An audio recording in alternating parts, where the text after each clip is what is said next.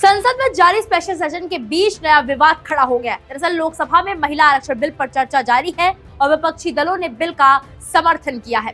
हालांकि इसके साथ ही विपक्षी दलों ने ओबीसी महिलाओं को आरक्षण देने की मांग उठाई। इससे पहले कांग्रेस नेता अधीर रंजन चौधरी ने सरकार पर बड़ा आरोप लगाया और कहा है कि सरकार ने संविधान से सोशलिस्ट और सेक्युलर शब्द हटा दिए हैं। उन्होंने कहा कि संविधान से ये दोनों शब्द हटा दिए गए हैं और इन दोनों शब्दों का न होना चिंता की बात है। कांग्रेस नेता अधीर रंजन चौधरी ने सरकार पर आरोप लगाते हुए कहा कि अगर कुछ कहने की कोशिश करेंगे तो सरकार कहेगी कि जो शुरू में था वही दे रहे हैं।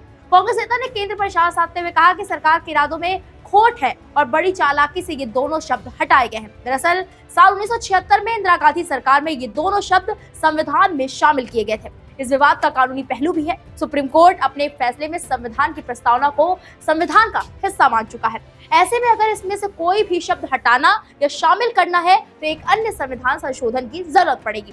फिर भी इस मामले को लेकर अधीर रंजन चौधरी सरकार पर हमलावर हो गए। उन्होंने कहा कि सरकार ने संविधान को बदलने की कोशिश की।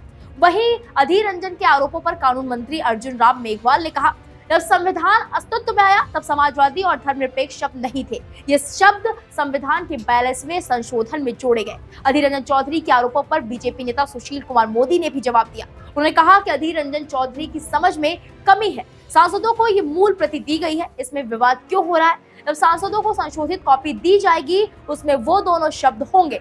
वैसे कुछ रिपोर्ट्स की छानबीन में सामने आया कि जो कॉपी सांसदों को दी गई उसमें ओरिजिनल प्रस्तावना और संशोधित प्रस्तावना दोनों शामिल है। सूत्रों के मुताबिक पहले पन्ने पर ओरिजिनल प्रस्तावना है जबकि दूसरे पन्ने पर संशोधित प्रस्तावना भी है।